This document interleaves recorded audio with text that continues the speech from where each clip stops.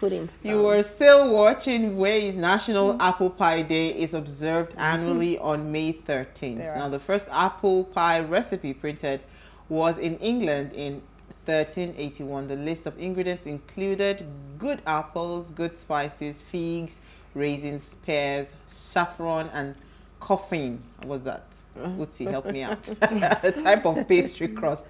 While the apple pie existed well before the pilgrims landed on the eastern shores of what is now the United States of America, Americans wax poetic about how American apple pie is the face as American as apple pie.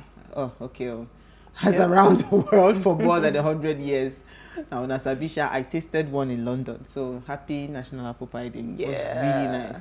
Apple pie is delish. Really nice. Delicious. You know, when I see it on TV, you just think, when I tasted that one, that particular one, it was really delicious. It was really good.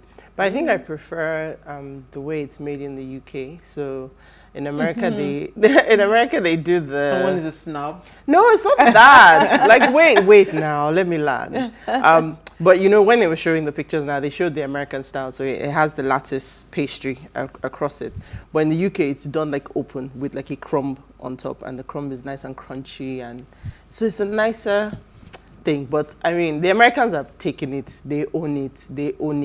It's like it's the British as American as apple originated. pie. It's their almost like go-to dessert, right? But I mean, the UK, there's plenty different desserts. I mean, come on, what's cheesecake? What's apple pie compared to cheesecake? I mean, if we're going to start calling desserts, there are seniors in the game. I do not plan. Are we still talking about apple pie? I did not plan to go drooling inside the water. Sorry, don't talk to me about food then. That's the effects. Food is in the house. I think some of these things, you just see them, you know, and, you know, there's a culture, I don't know, I think it's in the UK, when you move into the neighborhood, you know. And that's American. You have to bake something. That's American. Around, why don't we do that in this country? Because they would think you want to poison them. Well, apart from that as well, I think that, like, neighbors, we keep to ourselves, don't we? Yeah. A lot of people don't interact with their neighbors as much as, I remember as kids, like your neighbor's house was like your house. You used to run in and out and all of that, but these days everybody sort of keeps to themselves. We have to though, it's a sign of the times. Sad but true. Sad but true. So. Absolutely. But yeah, apple pie, yay. Some great places in Lagos too where you can get apple pie. Oh, tell me about them. We'll talk talk off air. Yeah. So, Manny, what did you find first in the news? Appeal court nullifies judgment voiding section 84(2) of Electoral Act. So, a division of the Court of Appeal sitting in Abuja has set aside the judgment of the Federal High Court sitting in Umuahia, which nullified the provision of section 84(12) of the Electoral Act 2022. On Wednesday, a three-man panel of the appellate court led by Justice Hama Akao Baka held that the Federal High Court Umuahia lacked the jurisdiction to entertain the suit. The appellate court contended that the plaintiff, Nduka Edede, did not have the locus standi to file the suit in the first place.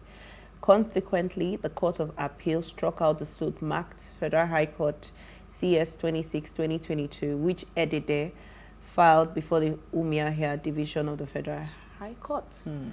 So finally, we can have some peace, although some people say they are going to take it higher. But I think for now, we are safe. For now? Yes, we are safe for now. Okay, let's see, Elu.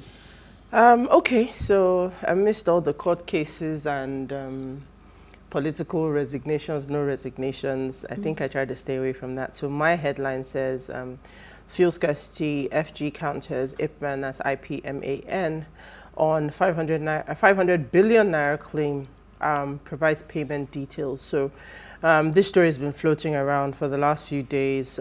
First of all, IPMAN came out to say that's the Independent Petrol Marketers Association of Nigeria came out to say that the government was owing them 500 billion naira in bridging claims. Wow. So these are the payments the government makes. So of course, the landing cost of petrol, or the landing cost of our petroleum products. does not include the cost to transport it up country, you know, and everywhere else. So really? These funds are what the government pays to ensure that the public is not carrying the cost, or the marketers are not carrying the cost of that transportation. So we can all still buy at the pump price of 160 something naira, you know, that it is. So the idea is that IPMAN has come out to claim that the government was owing them 500 billion. So this is the government countering their claim to say that how are they owing them 500 billion, that they came out in December to state that they were being owed 50 billion, but IPMAN is claiming that between December and May, they have paid them every month, that the only time they haven't paid them is in March. Now, I suspect what is going on here, if you've ever worked in financial services or anywhere where you need to reconcile ledgers, you know how there's always money going in, money coming out. So there's never a point where you can say all the money that should have come in has come in and all that should have gone out has gone out. Because So it's going out. Exactly. So this is, you know, goods that are being transported every day.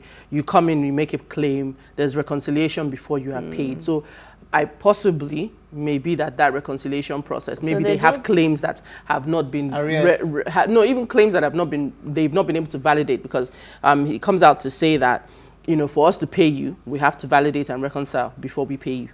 So if we haven't done that, how can we pay you? So potentially, but I mean, 500 billion, this is half a trillion naira. That's a lot of money. So they just need to sit down and just. But I mean, given the fact that there was fuel scarcity coming back in places like Abuja and some other places up country, just an important story for us to keep an eye on, because you know, fuel scarcities are never. I mean, we just came out of. I don't even know that we can say we fully come out of it.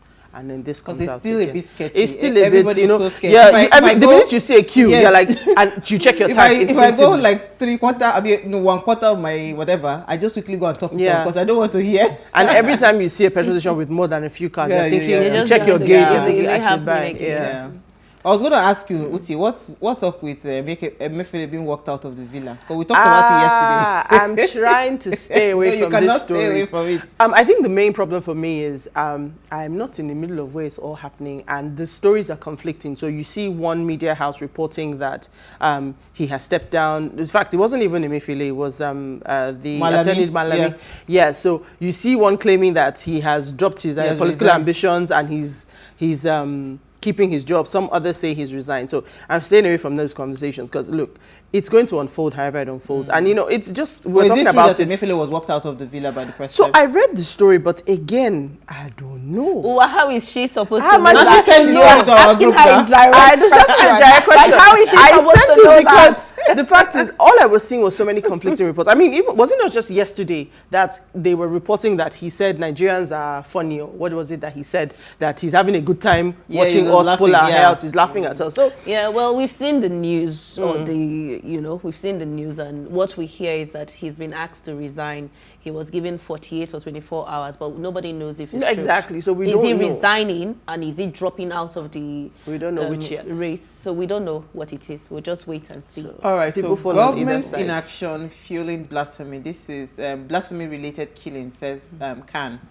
Now, the Christian Association of Nigeria on Friday condemned the killing of Deborah Samuel, a student of Shehu Shagari College of Education in Sokoto. Muslim fundamentalist saying enough is enough. A statement by the General Secretary of CAN, Joseph Daramola, said that, according to him, that these vampires must be brought to book, that the unlawful and dastardly action of the perpetrators must not only be condemned by all right-thinking people, but the security operatives must fish them out, prosecute them, as it is expected of them. It is a failure of the security agencies and the government to and the government needs to rise up to such criminalities in the that has given birth to terrorists and banditry in the past. As long as the state fails to bring these beasts, he calls them, and animals or criminals, and meets us to book, so also the society will continue to be their killing field. So I talked about you want to reserve your comment? Why? So we talked about this yesterday, and I was a bit worried because for someone to have the boldness to go on national TV, in front of the camera, he was being filmed, and he knew he was being filmed, so he faced the camera and he was bringing out the matchbox and saying it in Hausa language, you know, and Ashana, he was saying, this is the match I used to kill the girl. Wow. So I get it that maybe the girl should have done something wrong, right? So does this mean that for every agitation, we should all now act like criminals? You know, no matter how agitated you are, we always talk about religious tolerance, right? I went to an all-Muslim school. All Muslim. This one is not like this thing. This school is, we are a Muslim school. If you are coming in, you have to conform to our rules and regulation. And my parents still took us there, right? And they respected us that we were Christians. This is a school that boys were not in our class. It was all girls class, all boys class. A proper Islamic school, right? And I enjoyed it. I had fun. Growing up, I would say the Muslim prayer, I would say the Christian prayer in the assembly hall. So I know how to say the short prayer in Islam, right? So it's not, I mean, it doesn't change. It doesn't change. Instead, it gives you the level. That's why sometimes when people talk about religious wars and all of those things and condemn the Northerners, I cannot bring myself to doing that because I've had very good neighbors. Yes. We just have bad people in the society. And everybody's shielding under that religious, what's it called, umbrella to say it's not religion. When someone is evil, the person is evil. It's not about religion, right? So that's why it's important that the government must be able to fish out these people, because it's not religion. People in my house when I was growing up, when there were those series of crises, I remember one particular crisis that they came to our house, a mob, and wanted to burn down the house because they knew that the house belongs to. They didn't know us, but they knew that the house was a Christian-owned property. And they wanted to burn it. Our neighbors that were Muslims stood in front of the house and told them if they finish burning this house, they must burn their own. Because these people have been nothing but good neighbors.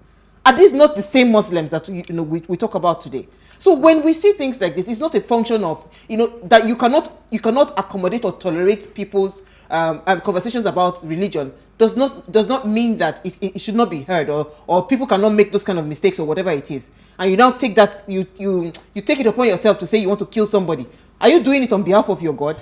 So I don't think it is right. Whatever it is, the government must prove that they are totally against these kinds of gruesome killing. Yeah. So this thing that what you've just said now, we can't deny that this is a sign of the times. The Nigeria you're talking about, the experience you had is a very different country now. Very, very, very the different. people that you are talking about, when you talk about, religious fanaticism is not a new thing, and it's not a concept unique to Nigeria. But you ask yourself, how do people become fanatics? The fact that you have people who are not properly educated about the foundation of what their faith is, and you've been trained and taught to think about your faith in a certain way. That's why you have situations like this. The sad part of it is there was an article, so when you talk about leadership, there was a tweet that was apparently taken down where Atiku had condemned it, and then was being called out, and then apparently took it down, and then put up, allegedly took it down, and then put up another one in Hausa claiming that the original post wasn't from him. Really? Yeah. So the reality of it is that this isn't even something, and that's why I said I'll reserve my comments, this is even something that should make the news, that it is CAN that is saying it. Any right-thinking human being should know that in any context, jungle justice has no place. No. So it shouldn't take CAN coming out to say that these things need to stop. Sure. We should have all our leaders coming together to say, you know what, any kind of jungle justice, any kind of criminality will not be tolerated. That's what it should be, because even if you said she did something wrong, what are the rules? What is it that is the proper process for her to go through? Even if there's a provision for it in Sharia law, something, but not that you just decide to take a life because you feel that your faith endorses it. I mean, it's not even a religious conversation in my perspective. It's not a religious, it's just plain humanity. So we'll take a break now. Let's discuss fashion. Stay with us, we'll be right back.